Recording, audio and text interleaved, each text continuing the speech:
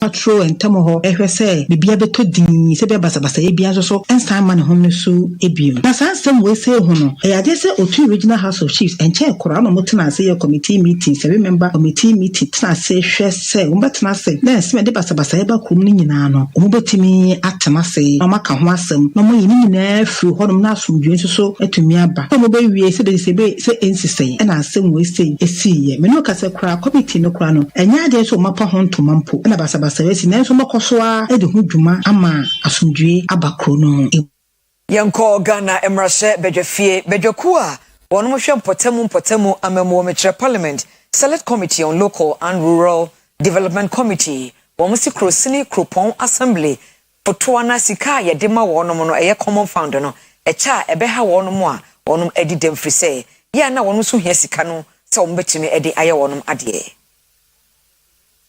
Afia pmahankuna diokunu mienu amamra edibu oman ayen hyehyea brand ya sika free abemwe ba mensin kropon badwa ahode ho a odidi wonjuma na saa sika ne mu na mu chiche mu du ba bia na tefa bia o se de ma nipa bia bibi nto hono makwa ne bintimi nya adwuma no na eya aka mu anesa ya ka ho bia ma na hye be fi commission ehwe ronkru amamu nsam so ya de kokobo ma mensin kropon badwa ahode ne se saa sika ne ba tefa ya so de ma ya nuanu ma bibi nto hono makwa ne bintimi nya adwuma. So this is the 4th region that we've come to. We've done central, we've done western, north. This is the 4th one we've come to. We are purely decentralizing parliament, making sure that the MMDCs understand. That's why we're taking resource people to educate the MMDCs and their assembly members also here. We want them to understand what parliament is about, how we do it, I mean, what it means by even to say, yeah, not clapping and all of that. So we've bounded everything and we are trying, Speaker is through the local government committee trying to get Ghana and everybody to understand what parliament is about. We don't stay too far away from the ordinary person. You can see that most of them having dispersed this. I don't know what makes them feel that fund has to stay in accounts, and I don't understand. But at least you are here and I've given an instruction that they should all try and let those who have to benefit from it, because every district knows the figure they have for disabled people and all of that. They know. Jumadi Nasiana Francis Asenso Boache, our year ranking member committee ni should be and so to say Jumadia Banadansha Siano ye drainage system ahodono abayi hwe on to aso sansona on hwe sem rabaye juma no ebeboa amensu yira hodo yatimi asiano ewo memu. Because one of the reasons is that the capacity of the existing drains is not able to meet the demands of the urbanization, no doubt. And that is why governments over the years have been trying as much as possible to improving the draining capacity. In the 8 years of the Kufuor administration, the government committed 450 million towards flood control program. Many of these interventions were about improving the capacity of the drainage infrastructure. I'm urging this government to continue on that path because it is necessary. But the critical part has to do with regulatory measures and strictly adhering to settlement planning schemes. Yemra Asante Mantem Yeko RCC Regional Coordinating Council. Wamo ayenshi mo ayentete aboa emayuwa wonom ewo kroimu said ebeya obetimi enya ntete soronko afa wonom maye ho na ma wonom anchinchini ankofa ohawbia ama. Ano your friend inception and coordinating meeting. Ejumadi UNFP eboa Asante Regional Coordinating Council through the work of the General Minister. Say am faboya emobunu atitire aye girls about their sexual right and productive health. So the ebeya one say etimi shia Kofoye from SAP implementing partners, SAP IPs, Ghana Health Service, Department of Gender, and the National Youth Authority. How of we train Kofoa, use a program implementations. Now, Omudmunina focus on the youth with much emphasis on girls. So I never see her a person who say this year kwan bia so abefa emamo adwuma nu ebekọ yi say last year no ntina na ya invited episode na any other stakeholders from Ghana East Commission and Proactive Global any ARCC ya key departments ya omuye adwuma program so at the end of the day no here at Asante region ebanya benefit from the program any unify force so modiska eboy no so mbasa hu say sika modi buy no yan say sika no e de ya adwuma e de mputo any valuable information na adema ya youth our Asante region energy money ya di wi a there say SAP IPC ni ya say my work plan of activities for the third quarter. Now, you say targeta, Edibayan, say, if I say a boy, young girls in Asante region, target never achieve within the plan period. So if I say SAP IPs, Mufri Hakwa, Umuko di Juma, as regional coordinating council, no, Yabu and Faso program. So any UNFPA, on where I donor for a boy and so, Mutu program. Young girls within the Asante region on their reproductive health and hygiene. So it's about hygiene management and sexual rights in terms of information now. Maybe young girls, and you say, we are but only information. Also, facility. I could be saying, okay, say, coming, but also, only have confidence and say, this program seeks to give them the right information. Yet to our Cassian, so I want you to bring a war, edit emo, any in your emo nimdiemo aye frewonom Ghana Academy of Nutrition and Dietetics eye wonum fekuo na waya amane age nipa foforo aka fekuo ye ho enam so ama Reverend Prince Bedu one president Emma fekuo wodi atodwa se aban enhwe na wonye se nipa kuo yi dodo no a enquire sabia hodo se de be ya obecheche omanfo kwan obefa so edidie na abo won ho ban afri yade a enyensan yade a eye Ghana man for Omeyi Emo.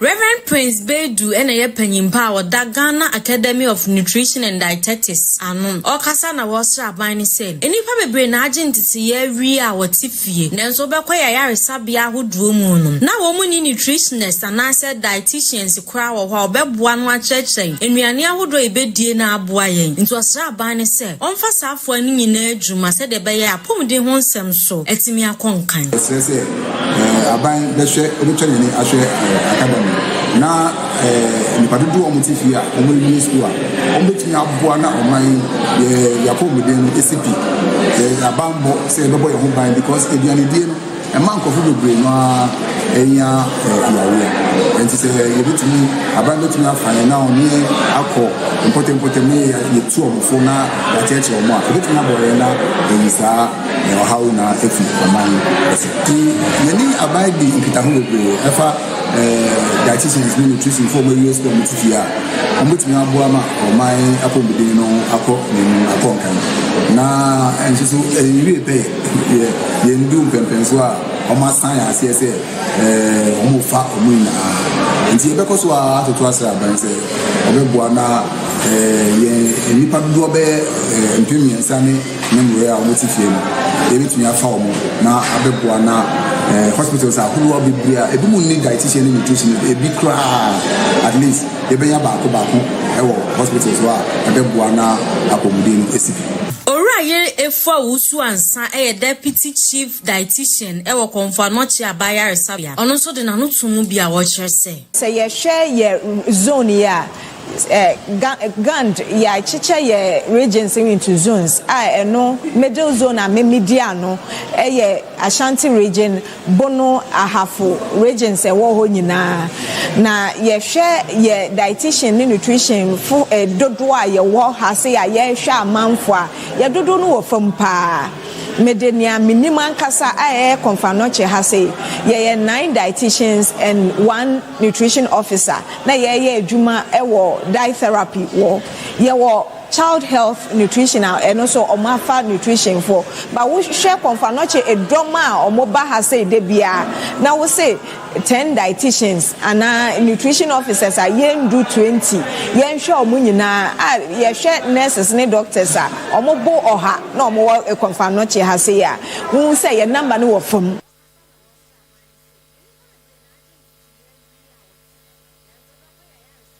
yen free ho yen call ahodin ne ensem ye de konfinfin mantemu Central Region. Na Deputy Minister for Energy also for here ahoden nsem so no anso na yemra sobedwani ewogomo West abato mpeso no so.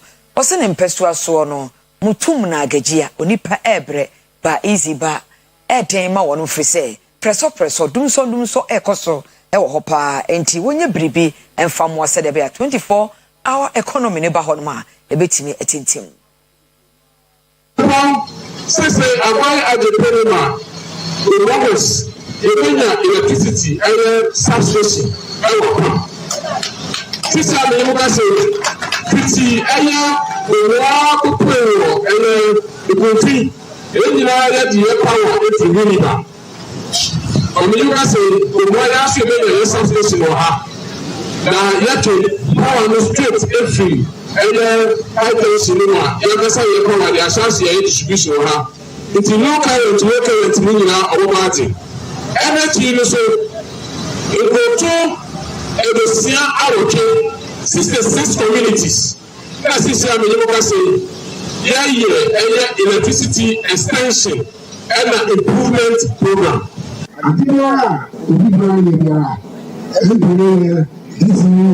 As members, no number here. Nanama, million people, Yellow, the women, the family. The nation, Abia, Yellow, Omalo, the Devasi, and the Mopa, in Jubara, and the Mopa, the people in Jubara, the more economy. The talking about the marketer, 24-hour marketer, in the day, let's have a station, you will be on it. The ambulance service, also government. When I began to get in Kampala, one way to one. The day after that, what they want to be monster, the national to what I'm a marketer. Over here, you might have only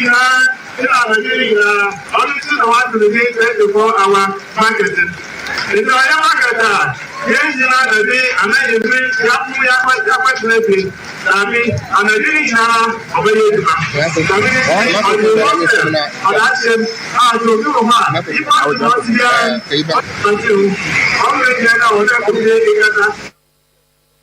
Yemfri ho yemra hafwa no south west and so ewo asante mantem na wonum 24-hour economy ejano yebesi no mankran so na baabi a wonum si no mpanifo ni kroma ekere se ebe esubonten efra no mankran eho ye nsuo ma daache bia no e de ohawo ebeba ya na kasa ye dwumadie no na anokwasem enye nti ameka sa enye ne se nsuo na tifi sabi obi ono ye esuo mankran na tifi e de ya afere ne ebe ye e fere nso ebe ya kudu baabi ni kwase ye de ye kusi akoban san so ayemwa na ma nsuo no wonya kwan enkomba nsuo no kwase ya sen nada ti ebe sere se ho ne die anokwasem emwa it's a band project papa name mo hwɛ bia ya tete and especially mikuru nso atwe hu nyina asia ti sa ba na nya ba papa bi anya sa market ya ma no ko ni wo nso ma e de ka bebre na ebere ebra ban no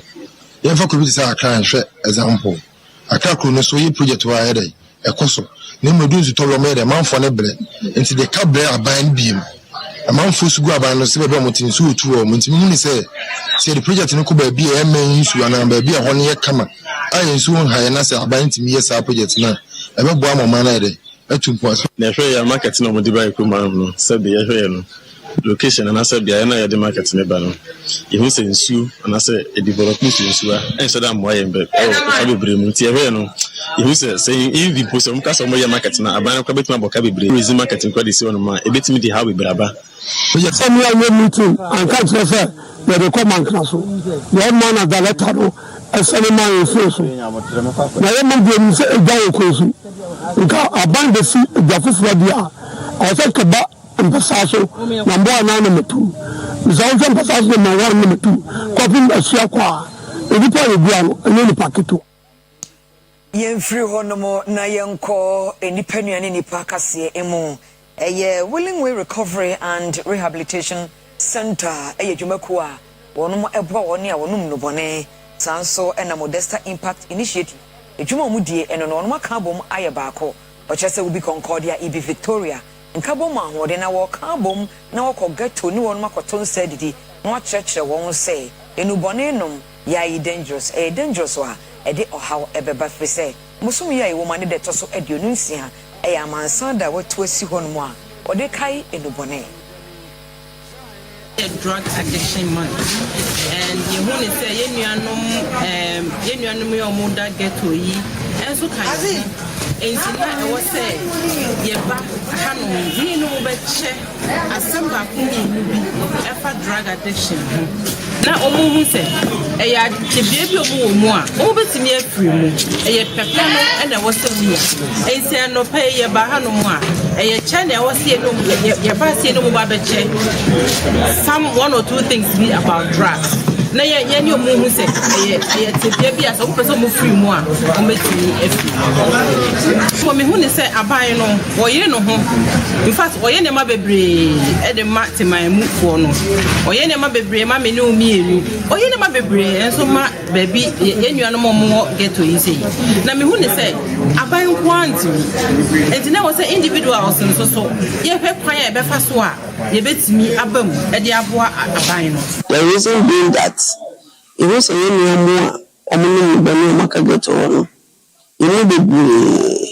there are misconceptions about them. It feels so much about me, I conform saying, but a drug in our minimum, and eating our mama and the one. Or me, already are sick. If you say you call Colombia, I was in the partnership will be created the image of God, not be your mother. Na ball and suicide. Who say, Sanka, you can't be born last month.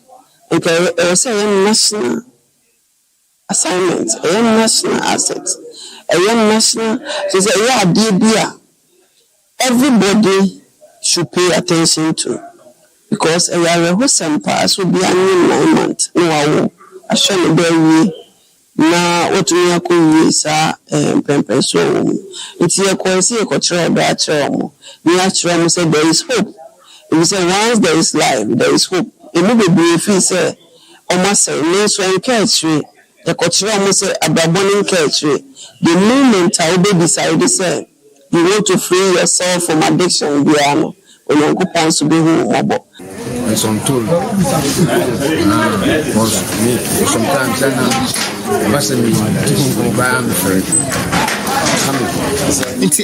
how do you survive? Through ways and means. Some dubious ways, catastrophic ways, and sometimes good.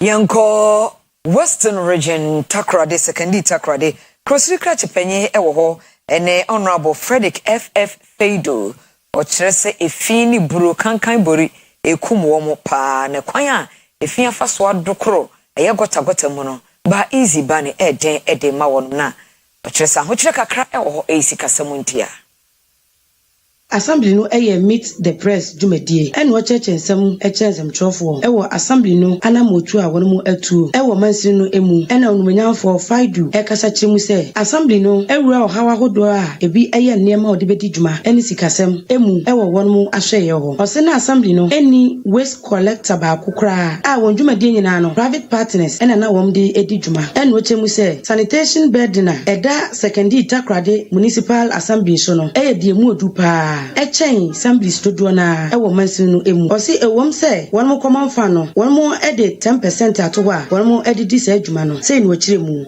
But what makes our situation different is that in addition to collecting waste from the metropolis, we also have an engineered landfill site that we manage at Sopukrum, what we the locals will call Bolakesin. All the waste collected within the metropolis is sent to the landfill site, which falls under our jurisdiction. So that the 10% we are to use in managing waste in the metropolis, part of that money must also be used to manage the landfill site. What also just say, a woman so how would one no monemu. Nanso, Sabria were no a dear anymore would humanity, one more bombardier cinema ever says. Leaving any waste by the market circle. We will arrange with them that any fine that is imposed on them will give them half as their incentive and motivation. I talked about source segregation. If we are able to separate our waste at the source where we create at the households and in the industries, we will come to realize that waste is not a liability, but it's an asset. Our vision is to convert waste to energy. So we are in talk with our development partners. Not long ago, we had the opportunity to go with my team to China.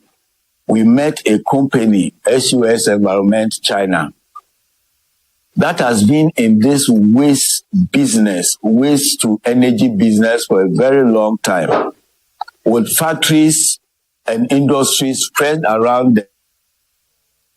Na yet was so and self from Nano Kuadano, na Ghana, I she Nina Ghana, Panama, not just a Canada, baby, game no echo say at the end of it all, no, na say Ghanaian Yadim Kunimno 1-0 in favor of Ghana. Na say na Ghana tie, na say kumo, ijano so baby.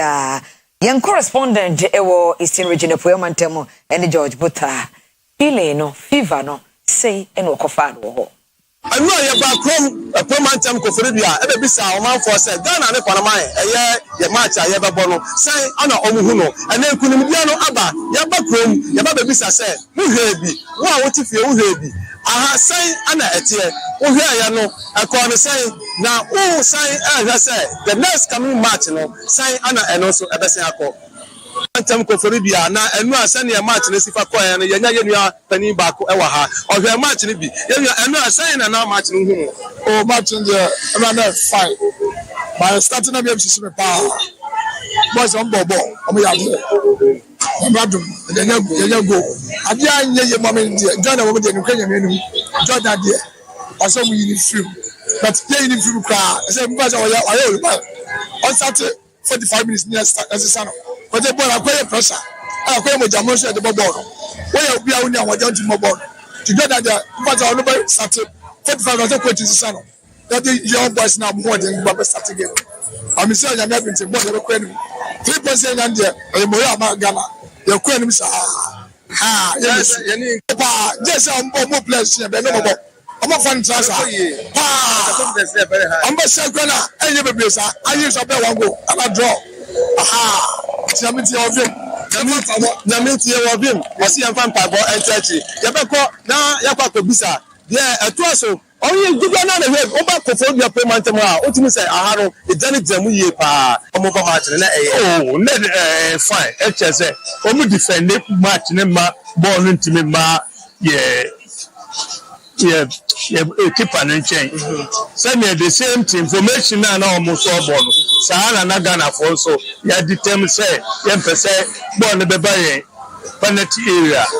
In fact, when we defend ya could say first half no a call draw. The Koba no that is what me say. Coach no so akokutium. Ampa oye changes no. Omo buy na the determination and the buy. Ampa boy before. Happy Father's Day in advance. We Japan, near we show a Japan. Da fi se e wo ye huna no heya. Na ase memma da Father's Day duru honoma. Ye ni se de di Mother's Day no e di entra. Nana oti a reference Paul Manso to so mienu e di ewrem.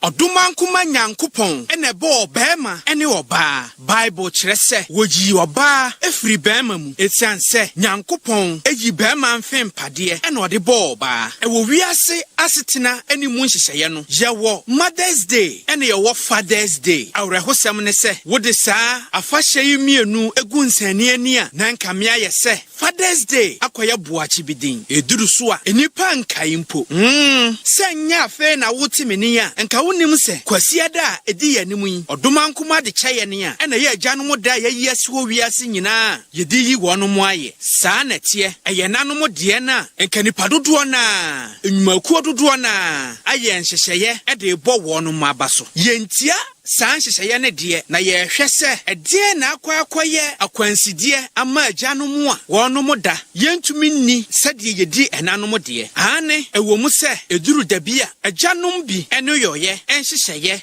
emmoa abusua nkyekere de nanso dodo na ena won hyehyeye wanam ntuo wommodemmo aboa wonom abusua atete womma ene wogina bia wode tu wonom hu agyanom bi wo ho a wa ho keka wode boa wonjerenom enye keto akora efia prapra eniemasie aduane noa ensukro eni pii aka ho a yebu ne se eye mma adeyo no emmemma binom eye ne ofie yanyegye abofra na agro ye kwa homa no so akodi enkomo ye ne Reverend Collins Bonsu or your life coach na ye ne nidi nkomo afa Reverend Asomdwe nkan enkamu nyina nso ye don say edinti ena emmema na agyanom da ye ni ni kase se nanom de yo me da se mamentia Oyerepa TV afefu nyina yadamwase se moka asemi ebise beboa ama ye nyina no ye ni abe ho so se sedi yehia enanom no saa na yehia agyanom na agyanom eso won faso te se de enanom so won faso na die mi mu kakra akire me nkanka the part of our society no say once ayana anema bibiri na agyanom anema bibiri once pressure ewo agyanom so no na ema tefe agyanom ankasa en shada en fa ho se ebianke mo mabato because when you say the foundational structure of the family depends on fathers. What I wish you any answer from them. When I'm here and say, Enina, a Janamo stuff. We think a Janamo and Casadia and can shut down Yawo. The more you cool sound. Now, not summer. And thank you for it. Now, yet the question. I don't believe a master dinner. It's good. If you are seeing a gentleman, I am not your mama. Which is it? And yes, I need more media for, as you say, much as I promise broadcast and some more can watch the money as some way to do. Now, yes, celebrate a gentleman on the basis, and we are master dinner and here. Name yeah, more you call the kite, a be and not a be Sana na pabi o ho aja pabi o ho. Nti ya ma amene mo de na me se ya no mo nete. Na se bi nyame aye ne se awo mu nti ya be ya wo fo no. Na e ma tete ho. Ene ha de do no. Ye ni ko aja enanom so bibiri. E ma abasobo a ene ma so pa abasobo. But e se narrative no. Ni e hu se ajanom so e bre ni tu se ya ka wona. E se ye bo abaso ye pa nkanka.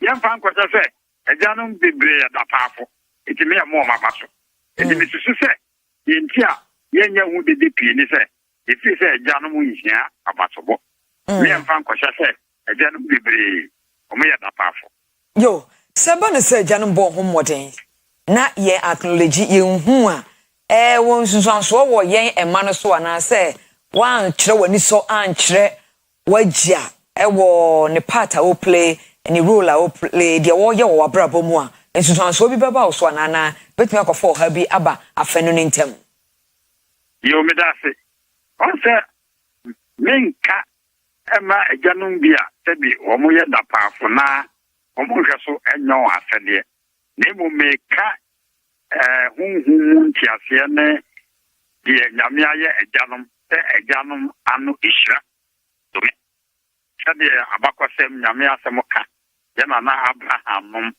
alikinom chese ofa the patriarch ebisi se me no kese ya onyame aye agyanum sonko se fathers are protectors, providers, and they give blessing. Janum Abuya Hubay, Janum Natitia, Umushray. It is simple, Upapa, a brave winner, I say, Ujinaso, Uma, Upapatia says, a woman say, Sir, a Buapayo and a Buapayo to Noangawa. What dear? As a son, as a daughter, no, you want to honor him. Okay. A pastor in the realm of the spirit, who say, and Yama Danina, a Biensha, but say, Yakasa Janum, the performance, no matter the Indian few or more, Medofo, Nukiana say, and then I'm your humobra, the Jano Edia, is as well the best man, the papa. Yeah, does say. I was say. Me can be as you say. I was saying anybody wants to say. My encourage say who is all back. Now, Janus Wargana. Jana 7 to move motion and all be. The bata next set. O Makutu pass a moon for your papa. It's just a bano. Ya friend, dear me, papa, one, papa. Yeah, does sepa. A war near Ode Abidri, Checheno Emode. You call me why in a counselor? Did any Reverend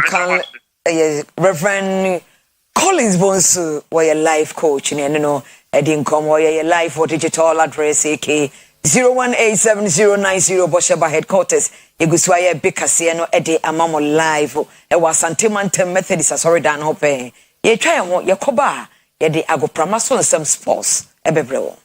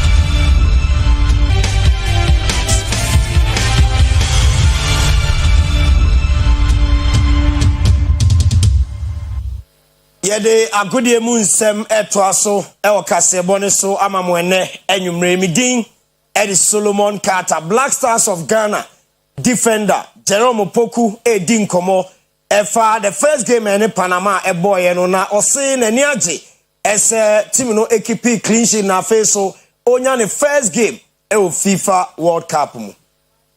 If everyone's happy with the result, I think the 3 points is the most important thing, and now we feel a good vibe in the changing rooms and positive energy, you know, which is what we needed to go into the next game. So I think it was a perfect result for us. It was a dream come true, you know, to play in front of the fans, and my family was there. It's something that I dreamed of for a long time growing up. And I thought it was a solid performance, you know. I'm happy to keep a clean sheet with my defenders, the back line and the 2 goalkeepers. So it was a team effort and we done it.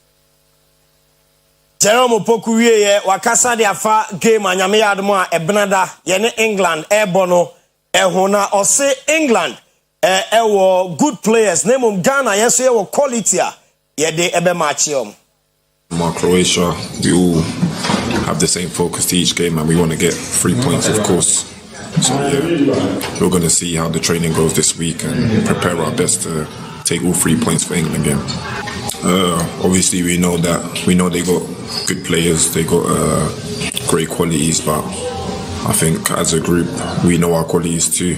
So just is another game for us and we need to just give our full fight like we did Panama, you know, die for each other on the pitch and, you know, hopefully we get the 3 points.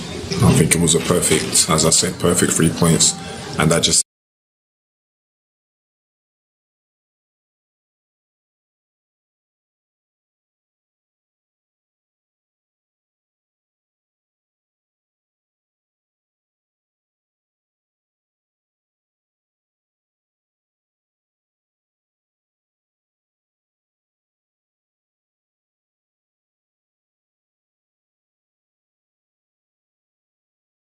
enya go ede ema Ghana na Gary Neville ene Ian Wright ena omu edi player no eho enkomo Gary Neville chiremu a Thomas Asante player bi a openasem papa ni nyina ne se onimbo bopa.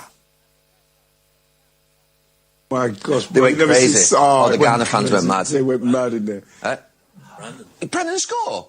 He set it up. No, but Brandon didn't score, did he? No, he set it up. Yeah. Oh, Brandon, I love Brandon. Brandon, who's Brandon? Brandon Thomas Asante. He's played for Salford. You made a few bob out of him, didn't you? Right?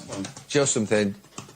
He deserves it. Good. Of course, no one said he doesn't. Good. He deserves it. He's good. He went to West Brom, then he's gone to Coventry. He'll be in the Premier League this year. He got Ghana in a World Cup. What's his journey so far? Where was he before? His journey was at Milton Keynes Dons. He was released from them, wasn't he? Yeah, he was at Milton Keynes Dons and he got released. I'd say he was 18 or 19. We were just about to set up our B team and we had trials. And I always remember I went down. I didn't watch the trials because obviously I don't pick the players and stuff. But I went down there after, and Chris Casper was there with Warren Joyce, and Warren Joyce was basically taking over our B team. And he said, "You've got to sign that lad now." Yeri nsemno ewo Solomon Ofosuware Asante Kotoko supporters omu chairman no new board aba enchena Kotoko sign players or say ono party obenya anka Kotoko to players omu he players age ewo omu sign afi players omu body structure no eye kama maybe I join the DJ na wana mishima you know yes my game is and you better player back to console each. Yes. Number 2, I also had a structure. Yes. Send any panigina offer. Yes. Say that's what one better. If he said that my kind player go the next 2 years we play the produce. Now player if you keep can man and I say. If you call the back to plan or injury. But when you been a CM fan and bench, you say maybe I'm a cassa, you will be your football, and you will be your support of football. Football, ne young and supporting difference. So so far as we be a supporter, doesn't mean so we play. We to identify player. Okay. Yede agudie mu nsem esi wakasebo ne so enwumre ye dane ho ye ba Obapa President Entertainment News ebeto aso midin Eddie Solomon Carter.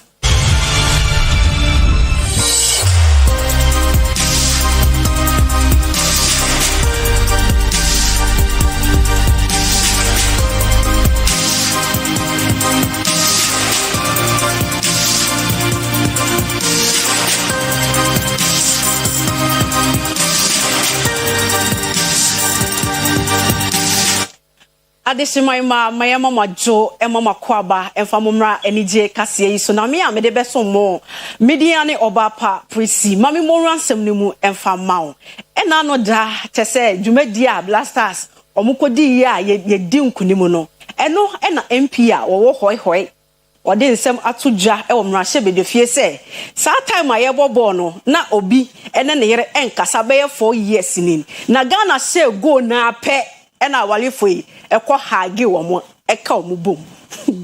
Communities were united. In my constituency, one of the viewing centers, Mr. Speaker, it will interest you to know, started in Alavanyo because of the problem between Alavanyo and Nkonya. Years, the families did not see each other. But yesterday, around 11 o'clock, we have families moving from Nkonya to Alavanyo to watch the match. Mr. Speaker, another incident happened in one of the viewing centers. A man who divorced his wife for 4 years hugged the wife at the viewing center. And this morning, Mr. Speaker, we were told that the woman was found sweeping the former husband. This is what yesterday's match has done to our country. Mr. Speaker, to conclude. Hey, I hope I done so I say 4 good years, no more carbon. What is an opportunity na buy sa ko ho and okopra prefi ho de my to ansem no so ma me do kura prophet kumchacha asoye wo say ena no da viral video beto abontene a teacher ni e4 noa ni student e wo classroom no he entwe yi teacher ni no ohuni se na adwene no bibi wom pa because aden ena wo teacher ni a wo kuta ne ma ente se wo di ko ma yen ko video di bimra unim chiche ni ya oni akwade bi akofrom pa video na liki aba bonten no ode sane me no bikobie na me bie ye no se die chiche ni no awa koda no me se die wa wono no enye wokitwa o na koda we me se hwe wo be di be 25 years na yase ene na sia ye man ho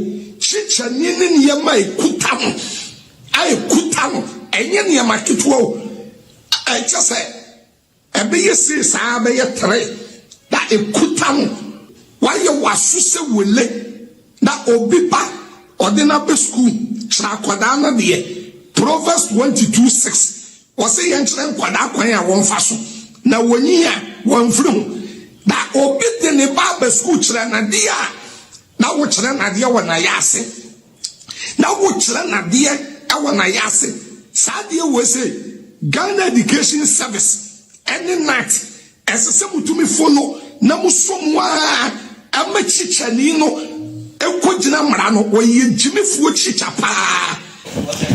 Hey, Prophet Kumchacha enumere wa kansem eye me de pass na ye fia da wotie bia mo kwa away no na mo de afa kwan so a na mo de ko so tie ase na nsem we die ano de pa ye wa wo de be pa kire ebusi ama me fa ukora Nigeria sinitweni a chese beto odwa se nyame atonsa e dia frɛ na eye Alex Ekubo no ene dey ene busua e kra na chi efi atiasefo asase so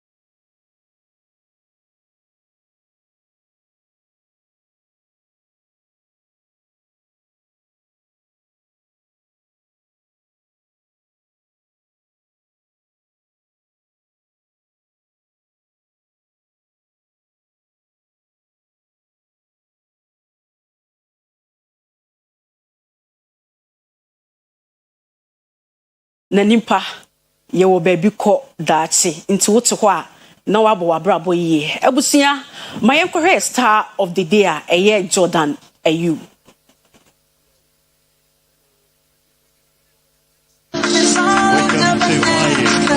What you don't understand is that still got it. And still, are you? Oh, what a goal for Crystal Palace! Jordan Ayu ye Ghanaian footballer. Wawon September bo somneda auto dudu bia ku wa afiapem ahakon edokun bia ku wo Marseille owo France manimu. Ne papa yin Nkano Ghana Black Star captain Abedi Ayu Peli. Les départs d'Abedi Pelé dans le dos de le bourgeois. Abedi Pelé toujours. Abedi Pelé encore face à Pétera. C'est splendide. Abedi Pelé pour le 3-1 en faveur de l'Olympique de Marseille. Owenuanum beyine bina one so way footballers. Ohe dede Ayu enyi Ibrahim Ayu. Ose na ball boase wo mafama birim wo Olympique de Marseille Football Academy. Afi 2009 no obo Olympique de Marseille senior side. Afi 2010 no friend wo Ghana Black Stars mu a osi na aka na ozikan zema Ghana. We se aka na ama Ghana mpeni pi. Ashe goals dodo nara hat-trick nara ka ho. Afi 2015 no ka Ghana Black Stars team a wobo African Cup of Nations finals no ho. We say kan ama clubs ahuru pi wo Amananza, Benye Crystal Palace, Swansea City, Aston Villa, Leicester City, Naza okeka ho. Si Sarah, ono captain of the Ghana Black Stars a qualify ko 2026 World Cup a record wo Mexico, Canada, na America no. Slows down Davis, that'll flick round him, tries to get past Leif Davis. No foul, says the referee. Ricardo! Jordan Ayu! With the tap in, mate. Ebusia aha na emre ebe ma yedi enije kase no esi die du so eye amonone ensem ene efiada hyeon hu si ye mede uja yesi la ed papa baka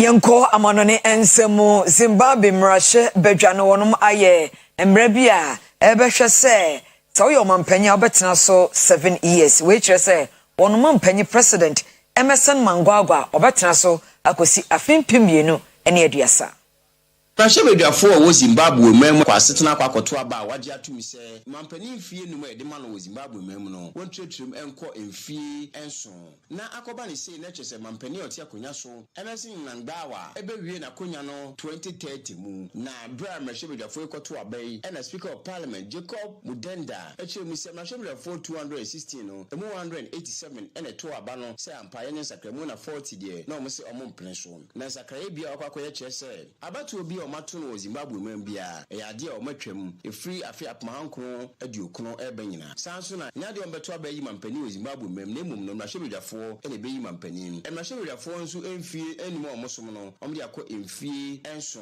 na abato bi ankoso Zimbabwe mem na ayekasai ekopim 2030 nyina mu nipa do na Zimbabwe mu a obu afu saade hu a wochemi se ne mampani dada Robert Mugabe tena so cheye na saasa na nkofo we so etwa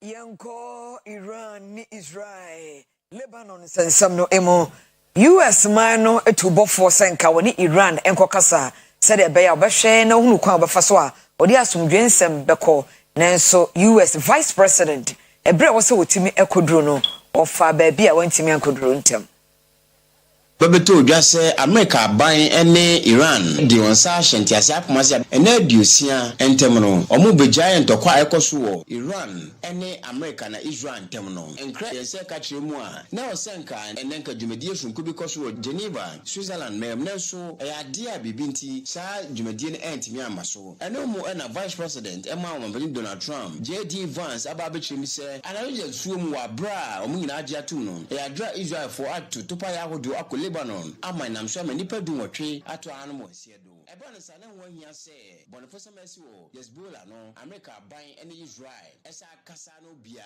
eti ase ese be ya ntokwa no ebetimi agyae eno nti na nei sa ndimadie no entimi ankoso na ni nyina mu no omugusu afa hodo no kasa se be ya we ya chi no ebi nsa nkosi biem na Ahani ade kase no AC ne ade aseda Amanuman Kali Department of Nursing where admission mani memenyina for hostel facilities afei school environment and very conducive obetumi asua de akọ na audio certificate na USA Australia and Canada valid wo obetumi de aye adwuma oye classes weekend regular and now oye evening session so for 0574 661 117 0574 661 117 02 67330492 Medin edi PSC Ladi ahani edi AC Domino's Vobiscom Eradia Somdwe Encounter